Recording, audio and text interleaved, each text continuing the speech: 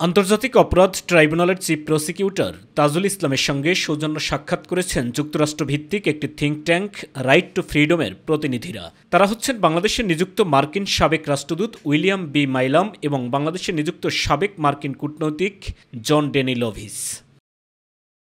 সাবেক দুই রাষ্ট্রদূতকে নিয়ে ট্রাইব্যুনালের সার্বিক কার্যক্রম পরিদর্শন শেষে চিফ প্রসিকিউটর সাংবাদিকদের জানান, তারা জুলাই-আগস্ট গণহত্যা এবং গত 15 বছরে গুম খুনের বিষয়ে জানতে চেয়েছেন।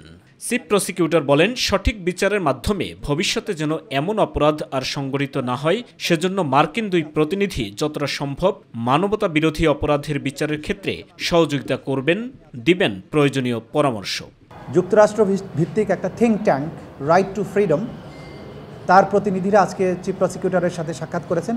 তারা বাংলাদেশে এই মানবতা বিরোধী অপরাধের বিচারের ক্ষেত্রে তারা সহযোগিতাও করতে চান এবং সেই ব্যাপারে তাদের দিক থেকে যে সমস্ত পরামর্শের প্রয়োজন সেগুলো তারা দিয়েছেন এবং তারা চান যে, তারা বলেছেন আমরা কারো পক্ষে না, আমরা সবসময় চাই মানুষের যে ন্যায় বিচার প্রাপ্তির অধিকার সেটা নিশ্চিত হোক।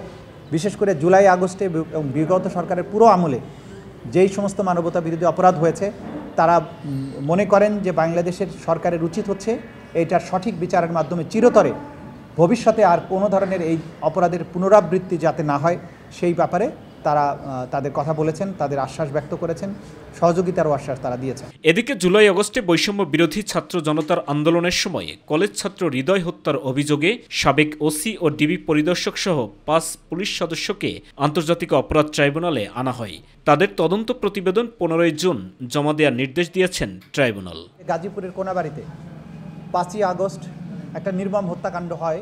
এই মামলার একজন আসামি কনস্টেবল আকরাম, যে পিঠে রাইফেল ঠেকিয়ে হৃদয় হোসেন, সেই বিক্ষোভকারী আমাদের জুলাই বিপ্লবের যোদ্ধা হৃদয় হোসেনকে পিঠে রাইফেল ঠেকিয়ে গুলি করে হত্যা করে এবং গোটা দুনিয়ায় এই নির্মম দৃশ্য মিডিয়ার কল্যাণে এটা দেখেছে। তার হুকুমদাতাদের আইডেন্টিফাই করার জন্য এবং তার লাশটি কোথায় নিয়ে গিয়ে গুম করা হয়েছে বা ফেলে দেওয়া হয়েছে সেটা উদ্ধার করার জন্য আমরা তাকে জিজ্ঞাসাবাদের জন্য কোর্টের কাছে একদিনের অনুমতি চেয়েছি। আগামী 11ই মার্চ তাকে আমরা জিজ্ঞাসাবাদ করব, অর্থাৎ আমাদের তদন্ত সংস্থা তাকে জিজ্ঞাসাবাদ করবে। সাইদুর রহমান আবির, মাই টিভি, ঢাকা। আরেকটা বিষয়ে যদি আপনাদের